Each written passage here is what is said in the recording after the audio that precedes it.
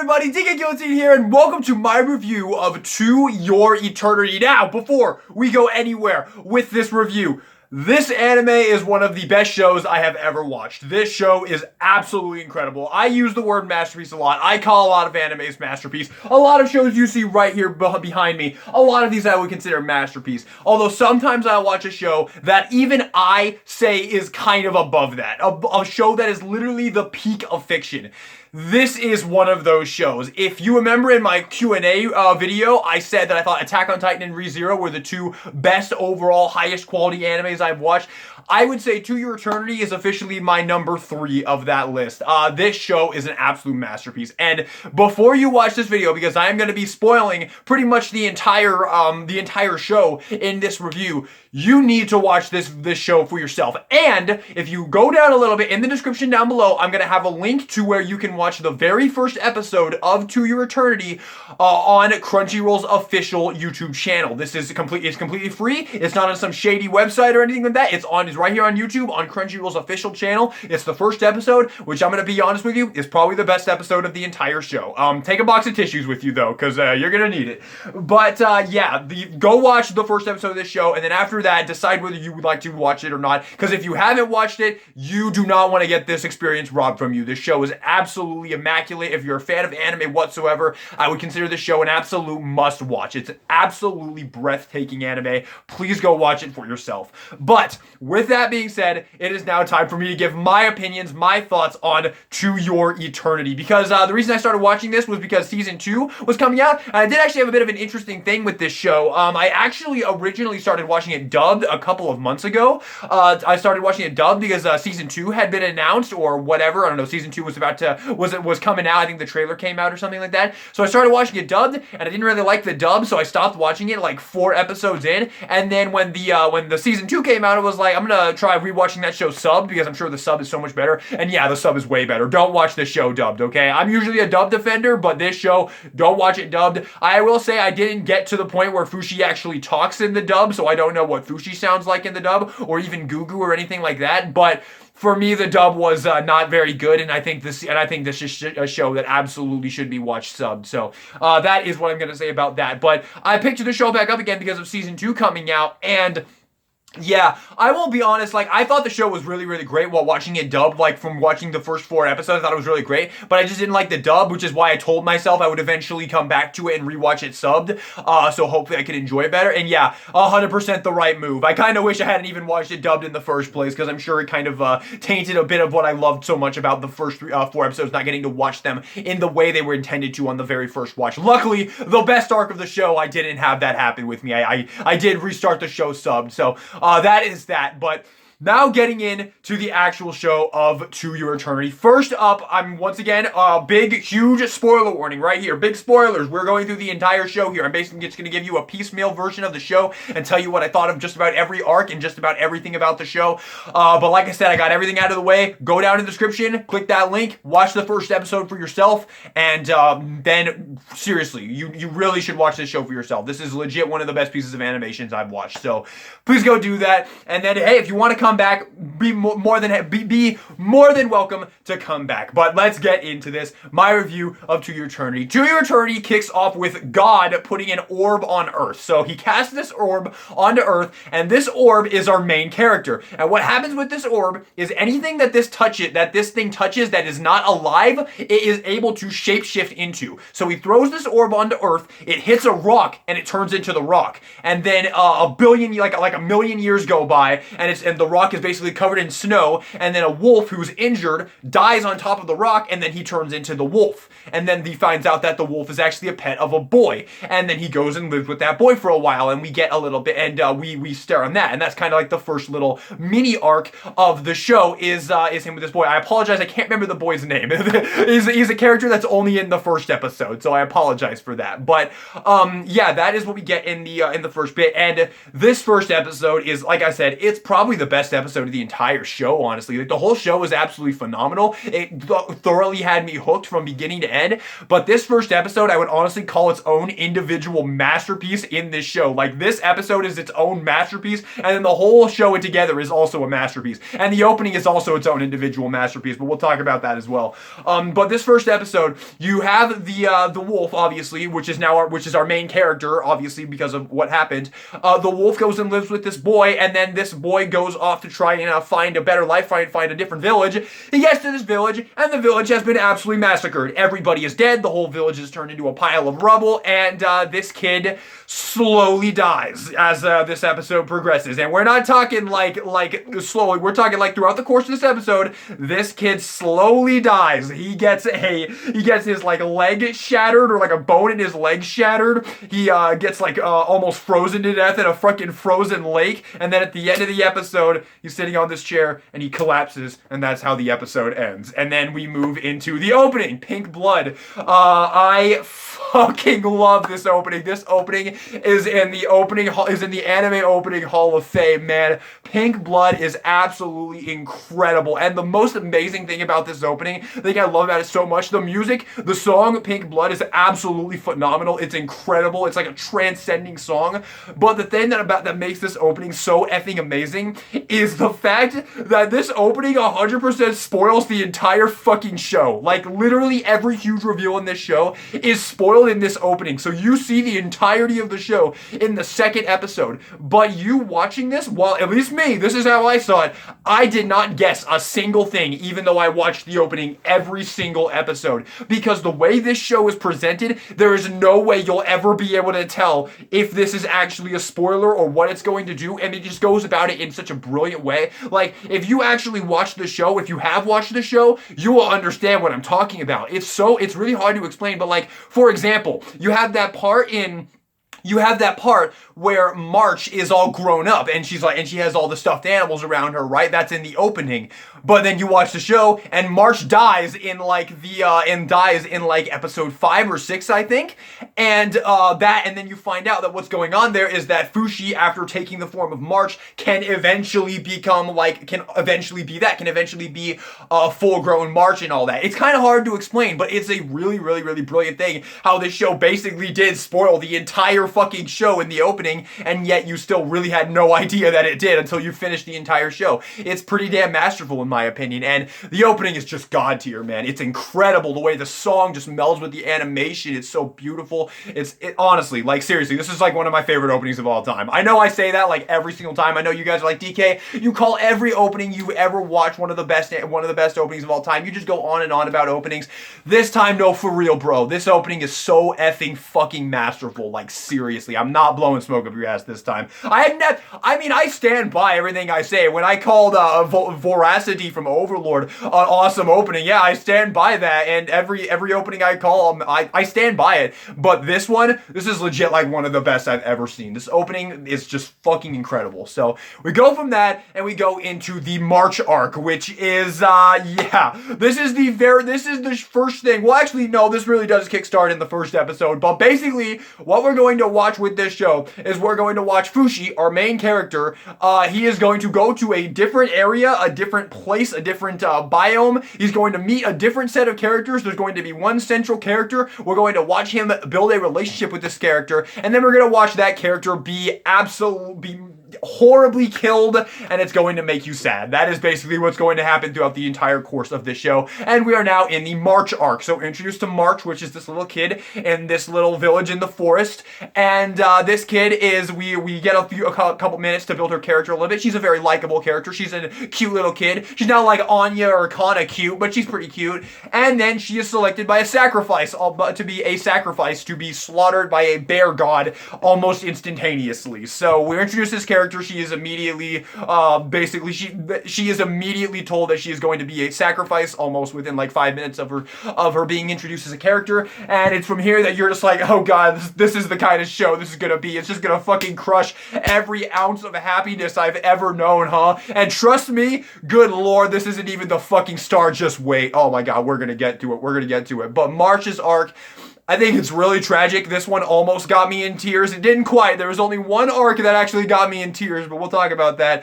This one didn't quite get there. I did really like March as a character. It's really sweet. And this arc is really great. We're also introduced to Hayase in this arc, who is one of the main villains of this show. She's not she's a pretty big threat in this first arc, but she becomes a much bigger threat, I think, towards the end of the show. But she's not like the main villain. There's very much a different overarching villain of the show. But Hayase, definitely one of the main villains, and I gotta say, man, Hayase is one of those villains that is so, like, you loathe her, you hate her so fucking much that you actually kind of like her. You actually kind of like, you're such a horrible and despicable human being, but part of me kind of likes that. Part of me kind of likes how fucking ruthless and evil you are. And they really go into that when she eventually comes back at the end of towards the end of the show. But yeah, this is where we're introduced to Hayase.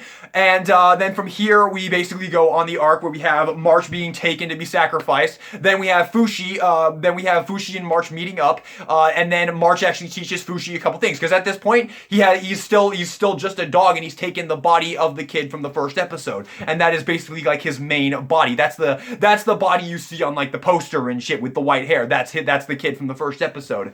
And basically that and since he was a dog for so long with that kid, and he never learned anything with that kid, he's basically just kind of a dog in a human's body. And March kind of teaches him how to kind of be more human, teaches him how to speak, teaches him how to eat, how to, like, you know, how to have manners and whatnot. Basically just kind of helps him along. In a way, March kind of becomes his mother, which is kind of a thing about the show, which is kind of amazing how it kind of did this, because they really do kind of portray it like March is kind of Fushi's mother, which is pretty darn brilliant if you ask me.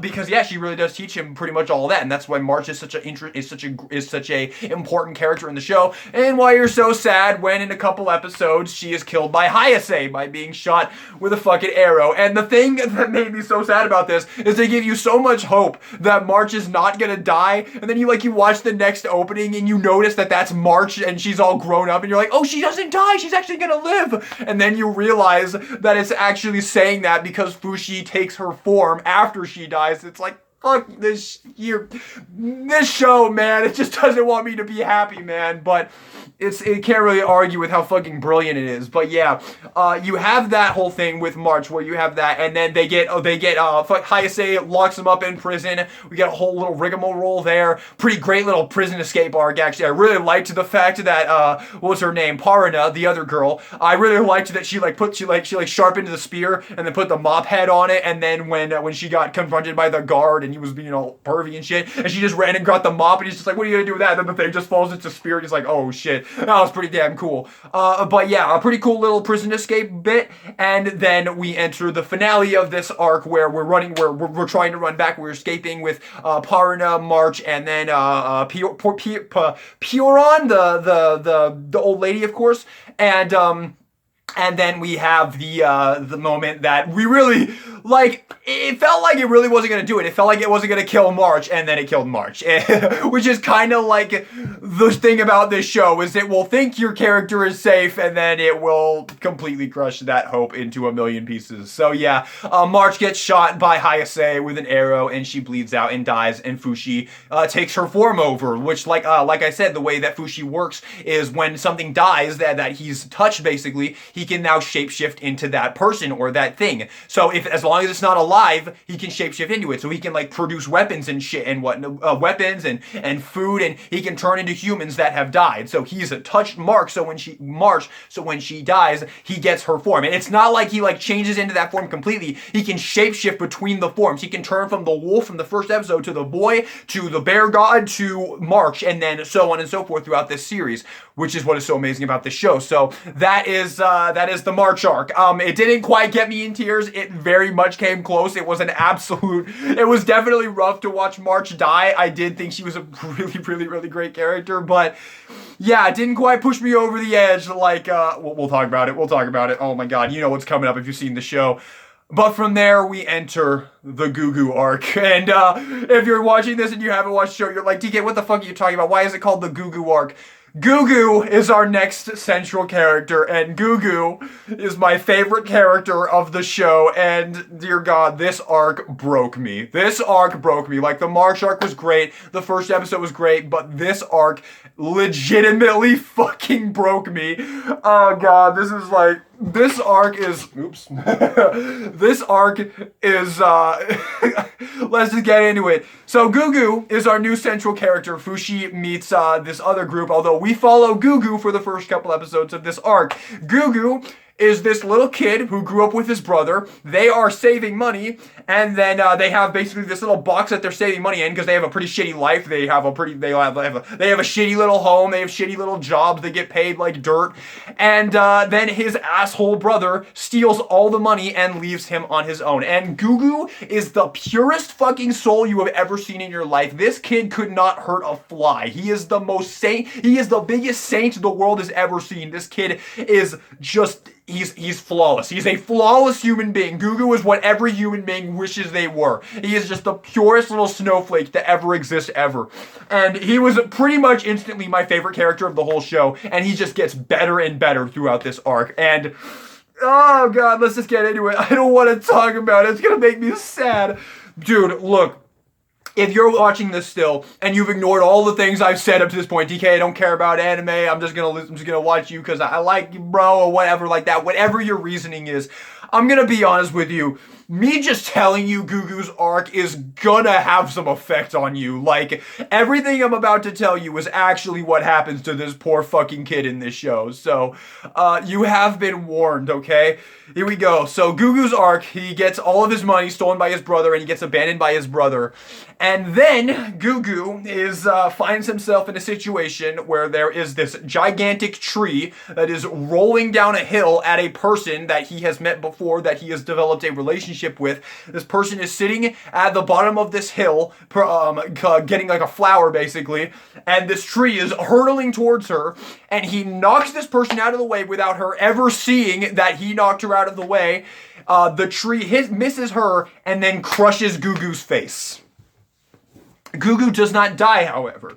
He is miraculously saved by an old man, like a little group of people, basically. Basically, this old man and a couple of other people. And he is taken in to this, and the old man fucking puts a booze-making machine in his stomach.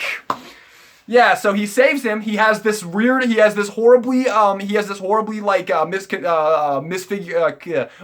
disfigured face basically. He has like metal pieces and shit all over his face, and he has a fucking booze making machine in his stomach. This is what happens to this poor kid.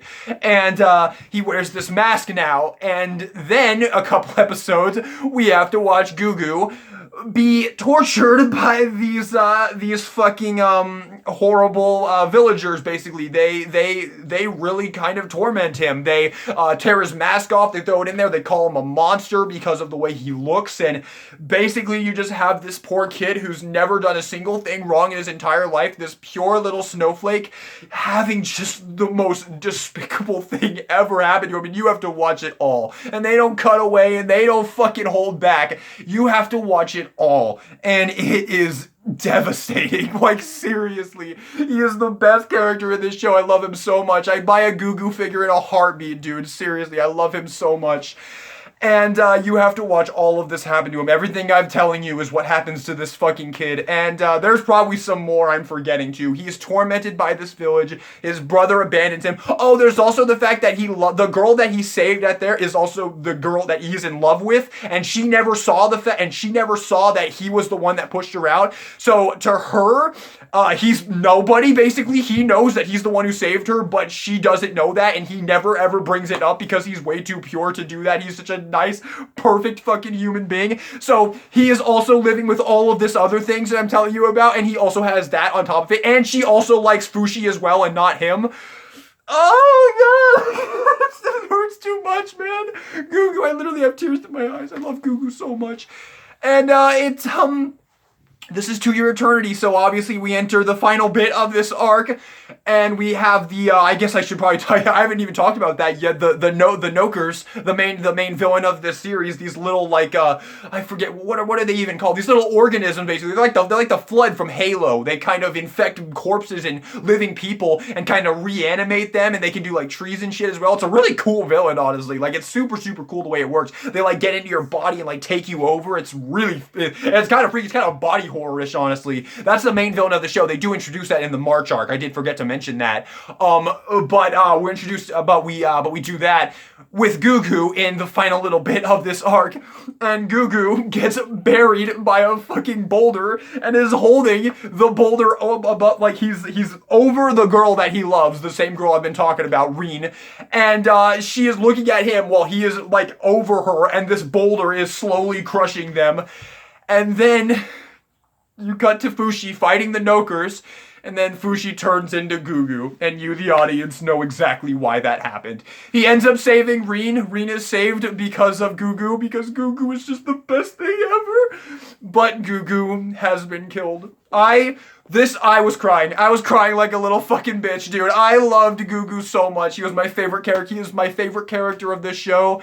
And I did not want to see him. I wanted to see him have the life he deserved. He was such a great kid. And my God, and afterwards they give you this big time jump and he goes from like a little kid to a teenager. And then they still do this shit to him. It's like, why did you even make me do this? I don't want to do this. I'm legit, like, there's actually tears in my eyes. Just me talking about Gugu's arc again is making me sad. I love Gugu so much. Okay, let's move on before I legitimately start crying. So yeah, that's the Gugu arc. This shit broke me. This is probably, this arc is up there with, the Mayuri arc in Steins Gate when Okabe has to save Mayuri from being killed like 19,000 times and she dies every single time. This arc is up there with that, man. And like, it's an absolutely devastating piece of media that I've had to watch. And, the way I did it was all Cliff Notes, man. If you see the show, you know just how fucking painful this shit is to watch.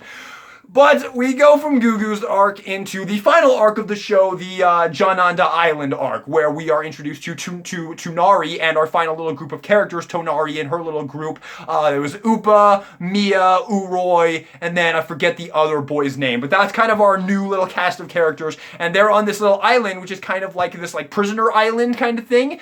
Basically, like they take prisoners there, murderers and all that, and they are all put on this island where crime is all legal. It's like the Purge all year. They can kill each other whenever they want. There's no rules, there's no laws, there's no police or anything like that. It's a pretty horrible place to be, and that's where the final arc is. They get taken there by Pioran and him get taken there. Pioran is actually kind of guilty. She's actually kind of a criminal. Pioran is a character that has been introduced. I'm not going over like literally everything about the show. I definitely, you know, there's some things I haven't touched upon throughout the show. We've pretty much just been hitting all the major notes basically, although not really, because Pioran is a huge character in this show. But regardless, Pioran is taken to this island, and Fushi is as well. Fushi is given a chance to get off the island because he is not actually a criminal, so they actually do allow him to get off, but he refuses to leave without Pioran, who is actually a criminal. So that's where our final arc takes place. And this arc pretty much consists of Fushi trying to get Pioran out of the prison and get back on their lives, actually. And in this arc, we have this little Coliseum thing, which is how they decide the leader of the island, and they have this arena where all of them kind of like, it's kind of like a battle royale, basically, and the last person left standing ends up being the new leader of the island, basically. So you have Fushi trying to win this so he can get everybody off, so he can get Pioran and the little group of characters, and Tonari, who is our Gugu March or whatever, like our new central character off of the island. And Tonari, I have to be honest, at the moment, Tonari is my least favorite of all of the central characters, but I do still really like her, and I actually think throughout season 2, I think we're gonna like her even more, assuming the show doesn't do what I pretty confident it's gonna do, but we'll talk about that a little bit more in a second. But Tonari is our new kind of central character. She's a very likable character. I do really like Tonari. I really liked her story. For me, I didn't really care for her all that much, but then they gave us the story with her and her father and what happens with that. I'm not gonna really go into it. But there's quite a lot to it. It's pretty much a whole episode dedicated to that, and it definitely made me like the character a lot more. It really helped develop that character. And then by the end of it, when you have the climax of this arc, but before I get into that, I do want to mention Hayase's return as well, because that's another huge huge part of this arc. Hayase comes back in this arc. She's got this fucking horribly disfigured face with like these giant claw marks coming down from what happened with her at the end of the March arc. Because after Hayase kills March, I forgot to mention that Fushi loses his shit, turns into the bear god, and just starts fucking eviscerating everything and nearly kills Hayase. So yeah, I forgot to mention that. But Hayase, who is now like horribly disfigured, is now kind of obsessed with Fushi, and throughout this arc, she is trying to get to Fushi, and yeah, she's a fucking psycho bitch. I'm not gonna hold back. Like I said, I do kind of like Hayase for how fucking evil and horrible she is, but yeah, absolute fucking lunatic, this chick, man. And I have to talk about this. Okay, I'll talk about it in a second. Well, we'll first mention the climax. So the climax of this is you have Hayase holding Tonari over this like pit of flames, and she's gonna drop her in there, and then you have Tonari kicks off with her in there, so they both die instead of just her. Pretty amazing, but then this show absolutely does a huge 180 and is like, yo, this time not really, because Fushi dives in and saves them both. So he saves Tonari. So for once, the central character doesn't die. Although in season 2, she's already brought back, so you know that it's only a matter of time. She's a 2-year eternity character, man. It's gonna happen. But until then, we'll enjoy her. I actually really loved her in the first episode of season 2. So, but yeah, Tonari is jumps off the ledge to kill both her and Hayase is how this arc ends. There's also a lot of other things as well with the other group of characters, Mia, Uroi, and Upa, who we have to watch get fucking killed by the Nokers, which once again, yeah, it really just like all your happiness, this 2-year eternity. That's this show in a nutshell. So yeah, all those characters die, and they start like popping out of the ground, and I'm sitting there watching like, oh my god, they're all gonna die, and then sure enough, one after another. It was just, oh god, my fucking heart. But yeah, so that's the climax of this, and then before we jump into my we have to talk about the last arc as well, the last little mini arc as well. But I have got to mention fucking Fushi's way of getting rid of Hayase, because it killed me. Like, this was the one time the show had me like laughing so like this shit cracked me up, man, because he takes her on this boat. He has her on this boat in the middle of fucking nowhere, in the middle of the ocean. She's tied to this boat, and she's this absolute psycho bitch. Like, she is like, I love you, Fushi. I want you to kill me, please. Like, she's lost her fucking mind. She is completely gone. She is not even a person anymore. She is just a fucking lunatic. And the way he literally just makes another boat right next to her, jumps on it, and just goes, peace, bitch. He just leaves her in the ocean. He's like, I don't care if you die. This is what you're gonna do. And then a knocker comes on board and kills her. Knockers is not a very good. The Nokers or knockers or whatever the fuck they're called. One of them comes on board and fucking kills her and takes over her body. And so we know at some point in the future we're gonna see Hayase's fucking reanimated Noker corpse do some damage. But yeah, that killed me, dude. Because Hayase is such a fucking awful character. Like, everything. Like, if you're watching the show, you fucking hate Hayase. I hated her. I fucking hated her. Like I said, I kind of loved her in a way because of how fucking evil and demented and psycho she was, but like, it's like a slasher villain kind of thing. Like, I liked her and I kind of wanted to see more of her, but she sucks and I hated her at the same time. So the way that he just fucking pieces out on her, just see a psycho. That was fucking funny. But I do want to briefly mention the final bit of the show. I do want to wrap this review up, but we have the final bit where we have Pioron's arc, where you have him kind of making peace with Pioron, and we get to watch a pretty darn great scene where we see Pioron. The only thing I really want to mention about this, because this arc really is kind of just tying up the loose end with Pioron after what happens when they escape from Jananda Island.